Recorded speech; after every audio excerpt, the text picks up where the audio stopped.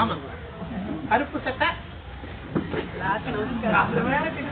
அண்ணா எல்லாருக்கும், என் தம்பி தங்க எல்லாருக்கும் நமஸ்காரம். ஐயனே என்னுள்ளே ஆனந்த ஜென்மங்கள் ஆண்ட மெய்யனே உபதேசிக்க வெளிவந்த குருவே போற்றி, உயவே முத்தி நல்கும் உதவிக்கோர் உதவினாயேன், செய்யுமார் ஒன்றும் காணேன் உன் திருவடி போற்றி போற்றி.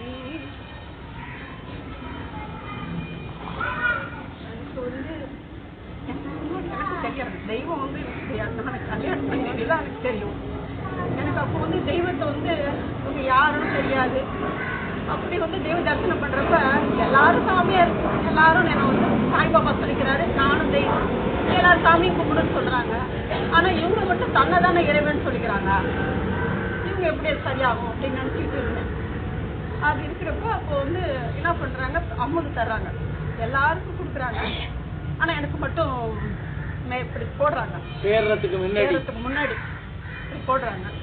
அதை நான் பத்தாம நானும் சரி இப்படி போடுறாங்கன்னு நினைச்சிட்டு பத்தாம வாங்கி போட்டேன். எங்க மாமியார் மட்டும் பதறாங்க, இப்படி கொடுக்குறாங்களே அப்படின்னு பதறாங்க. ஆனா எனக்கு அந்த எந்த பதட்டமும் இல்லை. அதே மாதிரி தெய்வம் திருவுருவ போட்டோ எங்க வீட்டுல மாட்டிருக்காங்க. நான் பார்த்தேன், என் முருகர் போட்டோ உடம்பு கீழே வச்சு நான் விளக்கேத்துறேன். முருகர் தவிர வேற எந்த கோயிலுக்கும் போக மாட்டேன், யாரும் இது பண்ண மாட்டேன். அதுல ஒரு வைராக்கியம் எனக்கு, முருகர் மட்டும்தான் போவேன், முருகர் கோயிலுக்கு தான் போவேன், வேற எதுக்கும் போக மாட்டேன். அப்படி இருந்தேன். அப்படி இருக்கிறப்ப என்னடா நம்ம சாமி இல்லாத கும்பிடத்துல, சாமி கும்பிட இல்லாத இடத்துல போய் கொடுத்துட்டாங்க நம்மள. ரொம்ப வருத்தமா கஷ்டமா இருக்குது. அப்புறம் வந்து இப்படி எங்க மாமியார் கொஞ்சம் கொஞ்சமா ஒவ்வொன்னா எடுத்து எல்லாம் படிக்கிறேன்னு சொல்றீங்க, இதுக்கு நீ பதில் சொல்லி பார்ப்போம் அப்படின்னு சொல்லி ஒவ்வொன்னா இது பண்ணாங்க. மாமி நான் போய் சபையில சேர்ந்துக்கணும் அப்படின்னு உடனே கூட்டிட்டு போனாங்க. தெய்வம் ஒன்றும் சொல்லலை, என்ன பார்த்தோன்னு போய் பதிஞ்சு காத்தா அப்படின்னாங்க. சரின்னு பதிஞ்சு அப்புறம் அடுத்து அப்படி உபதேசம் கேட்டா அப்பயும் சொல்லல, தெய்வம் பசாம இருந்தாங்க. பாதம் போய் தெய்வமே எனக்கு பாதம் கேட்கணும், நான் எந்த இடத்துல நான் உட்கார்ந்து தெய்வத்தை வந்து இது உங்க இறைவனா இவங்க அப்படின்னு நினைச்சனோ அதே இடத்துல அவங்க ஆசனத்துல இருந்துட்டு இப்ப என்ன யாருன்னு தெரியல அவனுக்கு ஏன்னு கேட்டாங்க. இப்படிதான் நினைச்சிட்டு தெய்வமே நீங்க தான் வந்திருக்கேன், நானடா நான் இருக்க இடம் தான் காட்டின்னு சொல்லிட்டாங்க தெய்வம் அப்படின்னு சொல்லி. அப்பதான் நட்சத்திர மாமா சொன்னாங்க, என்ன செஞ்ச தெய்வம் அப்படி உன்னை கேட்கறாங்கன்னு வெளியில வந்து அப்புறம் சொன்னேன் மாமாட்ட. இல்ல மாமா சொன்னாங்க, ஓ அப்படின்னு சொன்னாங்க. அப்ப அந்த நடந்தது. அப்புறம் இன்னொரு வந்து என் பையன் பிறந்தான், அவனுக்கு போய் பேர் வைக்கிறதுக்கு சொன்னாங்க. கனிமொழியும் பேர் வச்சாங்க தெய்வம். கனிமொழியும் பேர் வச்சிருக்காங்களே, பொம்பளை பிள்ளையா இருக்கு, நீங்க ஆம்பளை பிள்ளைன்னு சொல்ல வேண்டியதானே மாமி, நீங்க மாமியில சண்டைக்கு போனேன். இல்லம்மா தெய்வம் வச்சுட்டாங்க, போய் தெய்வத்தை போய் மருமக சொல்றா அப்படின்னு கேட்கவும், ஏன் நீ யார் இன்னும் போட்டா கனிமொழி இருந்தாங்க. அது கூட எங்களுக்கு தெரியல, யார் போட்டா கனிமொழி இருந்தாங்க. கனிமொழின்னு சொன்னா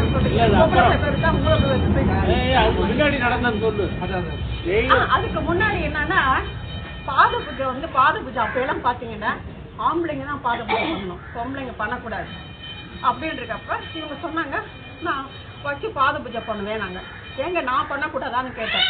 நாங்களாம் பண்றது, நீ எல்லாம் பண்றது கிடையாது, ஆம்பளைங்க தான் பண்ணணும். நாங்க தெய்வமே ராத்திரிலாம் சொல்லிட்டு படுத்துட்டாங்க. ராத்திரிலாம் உட்காந்துருந்தேன், என்ன தெய்வமே நானும் பொம்பளை பெண்களுக்கு இல்லையா அது, நீங்க தானே சொன்னீங்க உங்களை அவ்வையார ஏற்றிக்கிட்ட எல்லாம் ஏற்றிக்கிட்டு பெண்களுக்கு இல்லையா அப்படின்னு கேட்டு நினைச்சு அழுதுகிட்டு இருந்தேன். அப்ப என்ன பண்ண காலை ஃபுல்லா அழுதுகிட்டு இருந்தேங்க. காலையில போறோம், சந்நிதிக்கு போறோம், சந்நிதியில போய் பிள்ளைய வச்சுட்டு பாத பூஜை பண்ண உட்காந்துட்டாங்க இவங்க. பெரிய நினைச்சுன்னா அப்போ வந்து இது ஆமண்டி தேவதைய அப்ப அதை பாட ஆரம்பிச்சிட்டாங்க. நான் அப்படி உட்காந்துருந்தேன், எங்க மாமியார்கிட்ட உட்காந்துக்கோ அப்படின்னாங்க. என்ன உட்காந்துருந்தேன், உட்காந்து திருமூத்தைய பார்த்துட்டு பெண்ணா பிறந்தது நான் பெரிய பாவம் பண்ணிட்டேன், ஏன் பிறந்தேன்னு நினைச்சிட்டு உட்காந்துருந்தேன்.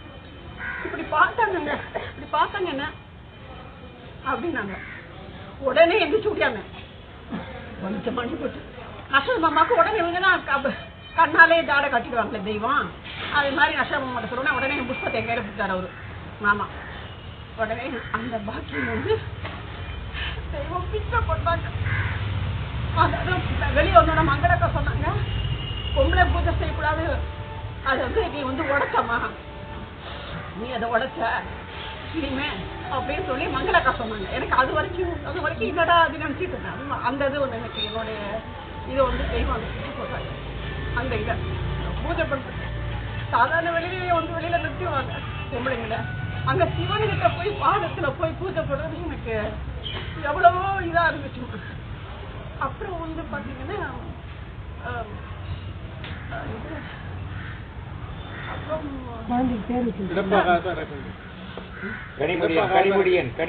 கனிமொழியனுக்கு கொண்டுட்டு போய் உள்ளார கொண்டு போயிட்டு போனாங்க. யார் என் போச்சுக்க கனிமொழியன் ஆயிடும். என்னடி இப்படி சொல்ற? என் பேர் அவனுக்கு வச்சிருக்கேன். கனிமொழி மாது மக்கள் அப்படின்னு சொல்றாங்களே, என் பேர் அவனுக்கு வச்சிருக்கேன், நீ உத்தரவாதி. அப்புறம் வந்தாங்க. அதே மாதிரி என் பொண்ணுக்கு பேர் வைக்கணும். என் பொண்ணுக்கும் பேர் வைக்கிறப்ப என்ன பண்ணேன், சொல்லி வச்சிருக்கப்ப வந்து அசோக் பாப்பா என்ன சொல்லிட்டாங்க, சாலை வாணின்னு தெய்வம் சொன்னதை சாலை மணின்னு சொல்லிட்டாரு. அவர் காதல வாங்கி உடனே சொல்லோன்னு எல்லாரும் சாலை மணிப்பாங்க. மீராவுடைய அவங்க அப்பா இருக்காரு, என்ன பண்ணாரு, அவருக்கு பேரே எங்க வீட்டுல எலிக்காதுன்னு பேரு. அவரு வந்து கேட்டாரு, பிரபா உன் கால என்னமா விழுந்துச்சு இப்படி சாலை வாணின்னு சொல்லணும், என் காலே அப்படிதான் விழுந்துச்சுன்னாரு. ஆஹான்னு சொல்லிட்டேன்னா கூட எங்க மாமியார் வந்தாங்க. மாமி நான் பிள்ளைக்கு திரும்பி பேர் வாங்கணும்.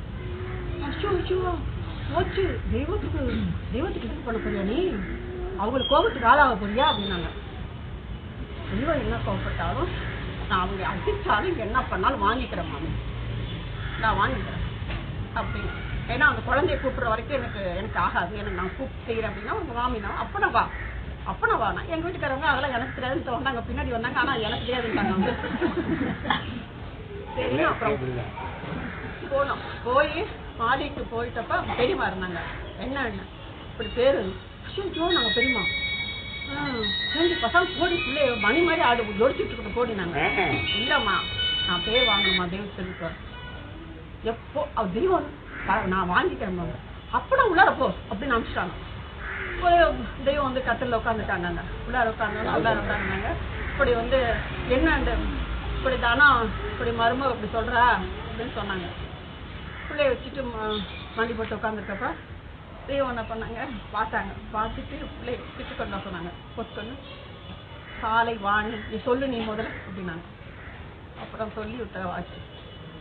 அந்த மாதிரி இப்ப அவங்க சொன்னாங்க, அண்ணா சொன்னாங்க அம்மா மாதிரின்னு சொல்லி கை பார்த்தான்னு சொன்னாங்களே. எங்க மாமியார் அங்க தனியா தங்கியிருக்கப்ப தெய்வம் சொல்லுவாங்களாம், என்ன எங்க அவ எங்கடின்னு கேட்டுக்காங்க. என்ன அவ ஊருக்கு போயிட்டா, கூட்டிட்டு போயிட்டாங்க அப்படின்னு சொல்லவும், இங்க பாரு அப்ப சொல்லியிருக்கிறாங்க, என்னடி சாப்பிடுவேன்னு கேட்டுட்டாங்க. எப்படி சாப்பிடுவேன், அந்த தாய் உலகம் எப்படி தவிச்சிட்டு பாருங்க.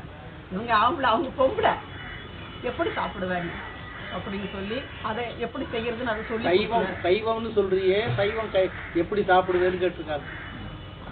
கை விரல் தான் நினையணும், உள்ளங்கை நினையாம சாப்பிடணும்னு இது பழக்கம் இருக்கு. சைவத்துல உள்ளங்கை நினையக்கூடாது. அது மாதிரி சாப்பிடுற பழக்கம் எங்க ஐயா காட்டினாங்க. அவங்க என்னைக்கோ பேசினது, நாங்க வந்து சங்கீத கருத்தையெல்லாம் நாங்க பார்க்கலையே அப்படின்னு கேட்டதுக்கு அந்த அந்த இதை நினைப்பு வச்சுக்கிட்டு எங்க அம்மாட்ட கேக்குறாங்க, சைவத்துன்னு சொல்றியே கை என் கைய பாரு. அப்புறமும் கவனிக்கலாங்க இவங்க. எங்க மாமியாருக்கு அப்பெல்லாம் ஒண்ணுமா தெரியல, பசாம வந்திருக்காங்க. போடி நெஞ்சு போடி அப்படின்ட்டாங்களாம். வந்திருக்காங்க இவங்க. சின்னம்மா 2 பேரும் பேசிருக்காங்க. ஏய் நம்ம தெய்வம் திருக்கரத்தை பாத்துடலாமா அப்படின்னு 2 பேரும் சின்னம்மாவும் எங்க மாமியாரும் பேசிட்டு இருந்துட்டு என்ன பண்றது இவங்க பேசிட்டே இருந்துக்காரங்க. இவங்க தான் தெய்வத்துக்கு தான் கூடு விட்டு கூடு வாயிரதாச்சு. அது உடனே அவங்க தெரிஞ்சுக்காங்க என்னன்னு தெரியல. ஒரு நாள் இவங்க 2 பேர் உட்காந்துருக்கப்ப இலையாவா தானாவான்னு கூப்பிட்டுட்டாங்க. கூப்பிட்டு 2 பேரும் வச்சு அவங்க இப்ப பாரு தானே இப்படி புத்தகம் இருப்பாங்களாங்க சொல்லுங்க, புரியாது வந்து இப்படி காட்சி கொடுத்துருக்காங்க தன் திருக்கரத்தை. அந்த மாதிரி ரொம்ப அது மாதிரி அது படுத்திருக்கப்ப தனியா படுத்திருப்பியே, ஒத்துருமே இல்லையே, என்ன பண்ற எப்படி தெரியுமா, நான் மட்டும் தனியா படுத்திருக்கேன், நீங்க நான் எப்படி தெய்வம் நான் எப்படி வந்து நாம எப்படி சேர்ந்தனோ அந்த வரலாறு அதெல்லாம் நினைச்சிட்டு இருப்பேன். வரலாறுன்னு சொல்லாத, வரலாறு இல்ல சரித்திரம் அப்படின்னாங்களா தெய்வம். சரித்திரம் சொல்லுடி, வரலாறுன்னு சொல்லாத.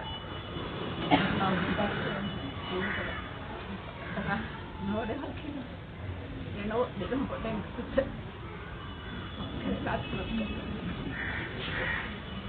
வள்ளலார்